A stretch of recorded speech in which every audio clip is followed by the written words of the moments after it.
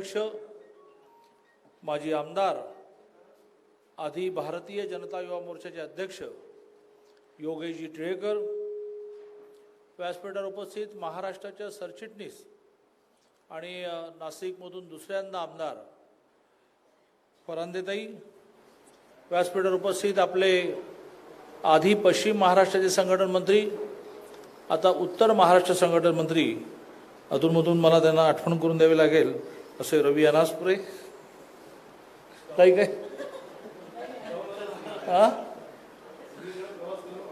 नाही नाही म्हणून तू आता 10 दिवस कुठे जाऊ नको बाबा, इथेच नाही तर तू म्हणशील आत्ता चाललो.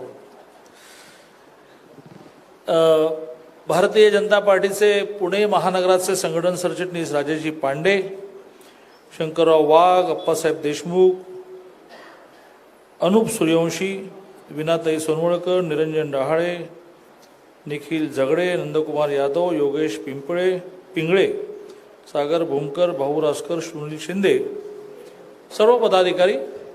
तो उशीर झाला आहे. दुपारी जेवणानंतर कधी बैठक ठेवू नये.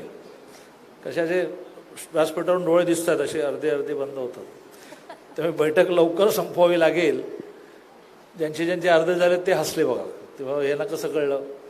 तर माझे डोळे आणि कान यासाठी मी प्रसिद्ध आहे. माझे डोळे फार शार्प आहेत आणि माझे कान भयंकर शार्प. फोनवर बोललेलं सुद्धा ह्याला काय म्हणायचं मला कळतं.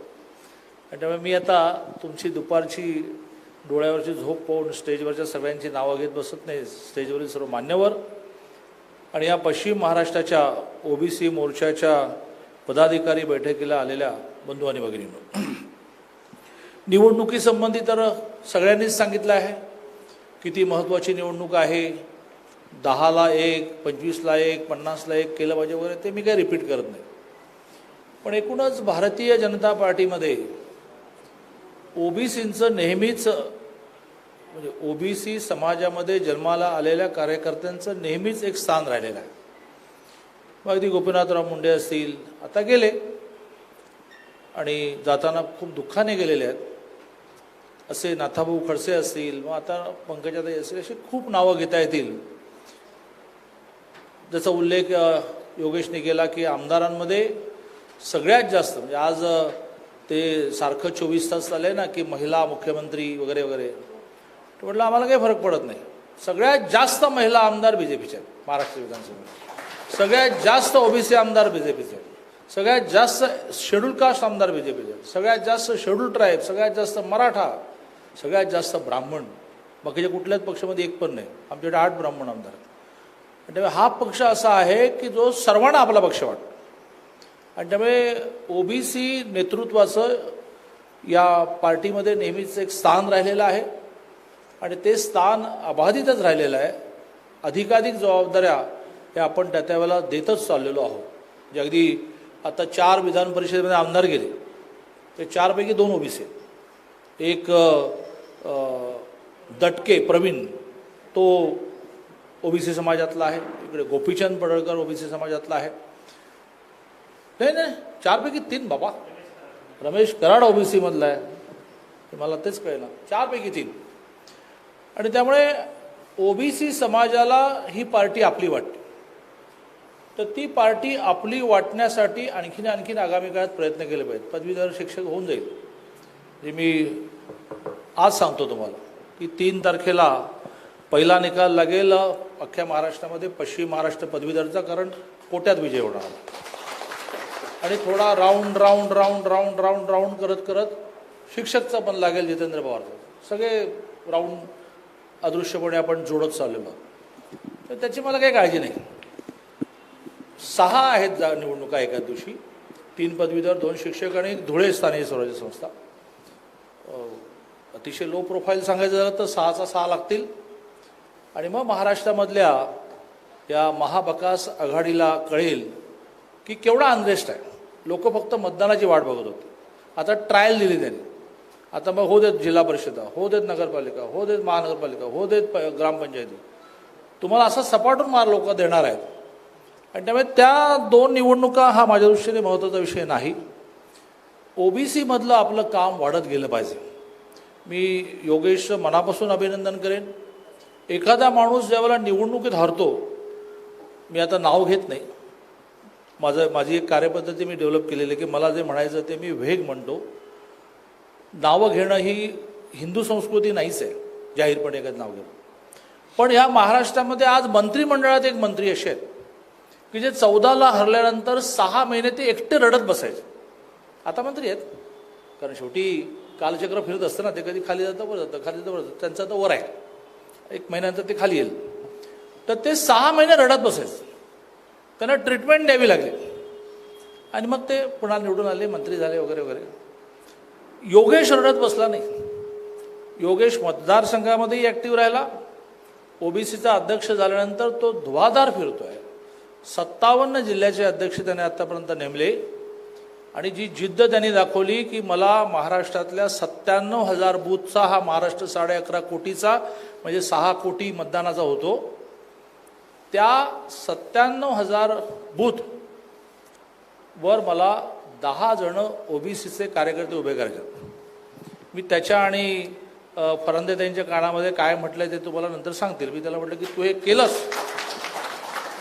मी त्याला जे म्हटलंय ते तो तुम्हाला चहा घेताना सांगेल. मी त्याला म्हटलं हे तू केलंस तर आम्ही हे करू, जे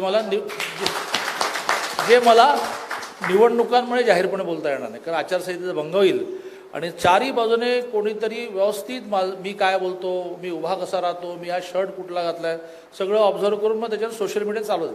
घाबरत नाही. ते काय म्हणतात तुम्ही ते सोशल मीडियावर? हां नाही नाही हां ट्रोल. घाबरत नाही. कोल्हापूर जिल्ह्यातलं आहे. त्यामुळे मी काही घाबरत नाही, पण लगेच जाईल ती आचारसंहितेचा भंग. तर मी त्याच्या कानात सांगितलं आहे आणि ते सांगताना सुद्धा आमिष नाही दाखवलं मी. तर मला अभिमान वाटला की एका आघाडीचा कार्यकर्ता असा म्हणतो की 97,000 बूथपैकी 70-80 हजार बूथवर ओबीसी समाजाचे 10 कार्यकर्ते आम्ही उभे करू, यातून पार्टी वाढेल, यातून पार्टीचा बेस पक्का होईल. आणि त्यामुळे आपल्या सगळ्यांना माझी विनंती आहे की यापुढे कुठलीही पदं ही पदं म्हणून राहणार नाही, त्याच्या कंसामध्ये स्पेसिफिक काम द्या. हे महाराष्ट्राचे चिटणीस आहेत म्हणजे काय, 3 वर्ष त्यांना पण कळत नाही मी चिटणीस म्हणजे काय आणि आम्हालाही कळत नाही. स्पेसिफिक कंसामध्ये लिहा, चिटणीस आहेत तर फलाण्या जातीमध्ये आपलं काम नाही, त्या जातीमध्ये काम वाढवण्याचं काम तुमचं आहे, मग तुम्ही चिटणीस. आणि तुम्ही 3 वर्षात दर 3 महिन्यात त्याचे रिझल्ट्स द्या, त्याचा रिपोर्ट द्या की त्या जातीमध्ये काम वाढवायचं काम तुम्ही काय केलं याच्यामध्ये. असं यापुढे सगळ्यांनी नेमक्या जबाबदाऱ्या घेऊन काम करा. येत्या निवडणुकीमध्ये तर आपल्या सगळ्या नेत्यांनी आपल्याला सांगितलेलं आहे की कशा या दोन्ही जागा जिंकायच्या आहेत. थोडं पदवीधरवर भर चालला आहे. बरोबरीने आपल्याला शिक्षक पण गेली पाहिजे, कारण 2008ला मी पहिल्यांदा आमदार झालो त्यावेळेला पदवीधर पण आली, शिक्षक पण आली. 14ला मी विजयी झालो पण शिक्षक पडली. तो सल आपल्या मनामध्ये आहे किंवा एक चांगला भगवंतराव साळुंखे नावाचा कार्यकर्ता पडला. थोडं ओव्हर कॉन्फिडन्समध्ये पडले ते. म्हणजे त्यांचाच एक म्हणजे लिटरली चित्र असं असायचं की बैठकीमध्ये ताटं असून सुद्धा ते दोघे एका ताटात जेवायचे, असा त्यांचा पंटर. त्यांनी बंडखोरी केली आणि मग त्यांनी त्याला किरकोळीत केलं, हे दत्ता काय निवडून येतो, तू दत्ताच निवडून आला. पण तो सल आहे आपल्या मनामध्ये की 8ला आम्ही दोघे आलो आणि 14ला मी एकटा आलो आणि ते हरले. आता 20ला हा एका अर्थाने जी घटना घडली ती आपल्याला कॉम्पेन्सेट करायची आहे. आणि त्यामुळे आपल्या सगळ्यांना माझी विनंती आहे की पुढच्या 10-12 दिवसामध्ये जे जे करावं लागेल ते करा. प्रवासाला वाहनं लागतील, मग काही पॅम्पलेट छापावे लागतील, या सगळ्या गोष्टी करा. या पार्टीने मराठा समाजाला आरक्षण देताना ओबीसी आरक्षणाला धक्का लागणार नाही याची केवढी काळजी घ्यावी. तर कायद्यामध्ये म्हणजे मला देवेंजींचं कौतुक वाटतं. अनेक जण देवेंजींवर बोलतात, मी एका अर्थाने पहाडासारख्या त्यांच्या आणि इतरांच्या मध्ये उभा राहतो. त्यावर अनेक जण मला सल्ला देतात, अहो काय तुम्ही कशाला प्रोटेक्ट करता. अरे मी प्रोटेक्ट करतो मेरिटला. कायदा अख्खा वाचला त्याने आणि रात्री 2ला मला फोन आला की दादा झोपलाय का. म्हटलं नाही. म्हणजे जरा येशील का वर्षावर. मी गेलो. पण दादा याच्यामध्ये आपल्याला ओबीसीला धक्का लागणार नाही हा कॉलम टाकायला लागेल. म्हटलं कायद्यात टाकता येईल. बरं कायद्याचा अभ्यास देवेंजींचा फार, ते अतिशय चांगले वकील होते, पण दादा टाकता येईल. मग रात्री 2ला आम्ही ॲडव्होकेट जनरलला उठवलं की कुंभकोणीजी आम्हाला असं वाटतं की कॉलम टाकायला लागणार की जेणेकरून कधीच ओबीसीच्या आरक्षणाला धक्का लागणार नाही. आणि तो कॉलम त्या कायद्यामध्ये आहे. हे जे उगाच भीती दाखवत आहेत ना की मराठा ओबीसीत गोष्टी घेऊच शकत नाही, कायद्यातच लॉक करून ठेवलं होते. वेगळं आरक्षण दिलं, SCBC नावाचा वेगळा प्रवर्ग निर्माण केला. अशी समाजातल्या not only OBC, Maratha, schedule ट्राईबच्या आरक्षणाच्या बाबतीमध्ये धनगर असं म्हणतात की आम्हाला शेड्यूल ट्राईबचं आरक्षण द्या. घाबरवतात लोक शेड्यूल ट्राईबला, हो ते तुमच्या देतील मग तुमचं कमी होईल. देवेंजींनी रचना अशी लावली आहे. मुळात ह्या मला कधी कधी आश्चर्य वाटतं की राजकारणात येण्यापूर्वी मला हे पवार लय मोठे वाटायचे, नंतर लई छोटे येतो, काही अभ्यास नाही काय नाही. देवेंजीने अभ्यास करून असं मांडलं की काही घाबरण्याचं कारण नाही, 8% शेड्यूल ट्राईब रिझर्वेशनला हात लागणार नाही, कारण नव्याने पॉप्युलेशन जे वाढेल त्याचं आम्ही B करू आणि मूळ आदिवासी A ठेवू. आपोआप विषय संपला. कारण पॉप्युलेशन वाढल्यानंतर घटनेप्रमाणे शेड्यूल ट्राईब रिझर्वेशन वाढतं, ते 50% क्रॉस होऊन सुद्धा चालतं. हे पण माहीत नाही या मूर्ख लोकांना. 50% क्रॉस होऊन चालतं कारण ती कॉन्स्टिट्युशनल प्रोव्हिजन आहे. मग समजा धनगर वाढले की पॉप्युलेशन वाढलं की पर्सेंटेज वाढलं, ते वाढीव पर्सेंटेज आम्ही धनगरांसाठी ठेवू आणि A शेड्यूल ट्राईब करू, B धनगर करू, विषय संपला. तर अशा प्रकारे सगळ्या ओबीसीना, सगळ्या मराठ्यांना, सगळ्या शेड्यूल कास्टना, अगदी मुसलमानांच्या बाबतीमध्ये अरे 5% रिझर्वेशन पाहिजे वगैरे म्हणतात. आम्ही तर ओबीसीमध्ये तुम्हाला 27% दिले ना, कारण जो शेवटी मुसलमान आला कुठून? इथलाच ना, का तो बाबर त्याचा सोडून गेला पोरगा इथे? इथलेच लोक कन्व्हर्ट झाले, मग ते पिंजारी कन्व्हर्ट झाले, ते खाटीक कन्व्हर्ट झाले. त्यामुळे ऑलरेडी त्यांची जी जात हिंदू असताना होती, ते मुसलमान झाल्यानंतर त्यांना ओबीसी आरक्षण आहे. त्यातले 5% मागताय, 27% आहे तुम्हाला, तुम्ही त्या ओबीसीमध्ये आहात. असं अतिशय आणि कळणाऱ्या भाषेमध्ये देवेंजींनी सभागृहामध्ये प्रत्येक वेळेला मांडलं, सगळ्यांना नॉन प्लस करून टाकलं. आणि त्यामुळे चाललंय ना नाटक की ओबीसीचं आरक्षणाला धक्का लागेल वगैरे वगैरे. समाजामध्ये एका अर्थाने फाटाफूट निर्माण करण्याचा प्रयत्न झालेला. संत महंतांनी या महाराष्ट्रातली जातीची विण जी विणली, विस्कटायला निघालेले आहेत. शर्ट धरला पाहिजे त्यांचा आणि विचारलं पाहिजे की तुमचं राजकारण तुमच्या घरी, समाजाचं नुकसान करायचं नाही. काय विद्रोह निर्माण करताय तुम्ही? तुमची छाती फोडून बघूया की खरंच तुम्हाला लोकांना आरक्षण द्यायचं आहे, मराठा समाजाला तुम्हाला आरक्षण द्यायचं आहे, ओबीसीचं आरक्षण तुम्हाला टिकवायचं आहे. Only politics, nothing anything. आणि त्यामुळे मला असं वाटतं की निवडणुका वगैरे सगळं ठीक आहे. जर आपलं स्वप्न असं असेल की हा समाज 130 कोटीचा एक आहे, सोय म्हणून त्याचे भाग पडलेले आहेत, आरक्षण वगैरे झाली वगैरे वगैरे सगळं ठीक आहे, पण मूळ एक आहे. अशा प्रकारची भावना निर्माण करायची की त्याचे तुकडे तुकडे करणार, हा सगळ्यात महत्त्वाचा मुद्दा आहे. शेवटी जात व्यवस्था आपल्या समाजामध्ये कशामुळे आली? तर ती जात व्यवस्था या वेगवेगळ्या कामांमुळे आली. मी तुम्हाला एक अर्धा मिनिटात शेवटचं वाक्य बोलून संपवतो. मी तुम्हाला एक थेअरी सांगतो, पटेल तर बघा, की हा जो परमेश्वर आहे ना, त्याने सदा सर्व काळ मूर्ख किती, शहाणे किती, लढवय किती, असं सदा सर्व काळ एक पर्सेंटेज ठरवलं. अभ्यास करा. त्यावेळेला पॉप्युलेशन कमी होते तर मूर्ख 3% होते. आता पॉप्युलेशन जास्त झाल्यानंतरही मूर्ख 3%च आहेत, पण पॉप्युलेशन वाढल्यामुळे ते जास्त वाटतात. त्यामुळे त्याने व्यवस्थित त्याची समतोल अशी रचना केलेली आहे, बरोबर ना? आणि त्यामुळे ज्याला जे जमतं ते प्रोफेशन तो करत राहिला. आणि ते प्रोफेशन करत असताना आपल्यातल्या काही जणांनी स्वार्थाने त्यांना बाहेर ठेवण्याचा आणि कायमस्वरूपी त्याच जातीत ठेवण्याचा प्रयत्न केला. आता हे काही जणांनी केलं असेल स्वार्थासाठी, आता ते संपवावं लागेल. इट नॉट नेसेसरी की महाराजच्या पोटी जन्माला आलेला आहे त्याने तेच काम करावं. तो हुशार आहे, त्याने डॉक्टर झाला पाहिजे, कलेक्टर झाला पाहिजे. अशी जातीची कल्पना, कामाचं विभाजन, प्रत्येक कामाचा सन्मान, त्याने जो ते जे काम करतो ते नाही केलं तर मग कोण करेल? त्यात ते काम पण महत्त्वाचं आहे. अशा प्रकारची रचना. आणि हे निघाले स्वतःच्या स्वार्थासाठी समाज तुकड्या तुकड्यामध्ये तोडायला. त्यामुळे ओबीसीमध्ये काम करत असताना हे जे विष पेरलं जात आहे काँग्रेसकडून स्वतःच्या स्वार्थासाठी, ते पण नीट लोकांना समजून सांगितलं पाहिजे. आणि त्यामुळे मी योगेशच्या कानामध्ये एक खूप मोठा प्रस्ताव मांडला की तुम्ही 70,000 बूथवर 10 ओबीसीचे कार्यकर्ते उभेच करा, XYZ आपण करू, की जे XYZमध्ये या समाजामध्ये शिकणाऱ्या तरुणींचा, अनेक गरीब ओबीसीतल्या आईवडिलांच्या मुलींच्या लग्नाचा विषय संपवण्यासाठी काही रचना आपल्याला करायला सरकार करेल, आपल्याला पक्ष म्हणून करायला लागेल. आता सरकारने काही कोणाला कोरोनामध्ये मेल्यानंतर पैसे नाही दिले, आपण आपल्या कार्यकर्त्यांच्या घरी दिले. एव्हाना 300पर्यंत संख्या केली ती, 2.5 लाख 2 लाख 2.5 लाख 2 लाख, मध्येच एक पत्रकार गेला त्याच्या घरी पाठवले. सरकार करेल, पण पक्षाची पण काही जबाबदारी असते आपल्या कार्यकर्त्यांप्रती आणि आपल्या संपर्कात आलेल्या माणसांप्रती. आणि म्हणून त्या प्रकारचं मिशन मी योगेशला सांगितलं की आपण अशी एक रचना लावू की ज्याच्यामध्ये पक्ष म्हणून ओबीसीमधल्या मुलामुलींचं शिक्षण आपण करू, पक्ष म्हणून ओबीसीमधल्या मुलीच्या लग्नासाठी आपण काहीतरी कॉन्ट्रीब्यूट करू, पक्ष म्हणून मुली विदेशात जाणार असतील तर फेलोशिप आपण करू. तर असा थोडा पार्टीचा बेस वाढवण्याचा आणि संख्येच्या बरोबरीने क्वालिटी म्हणून आपली आघाडी आपला मोर्चा आणण्याचा प्रयत्न करा.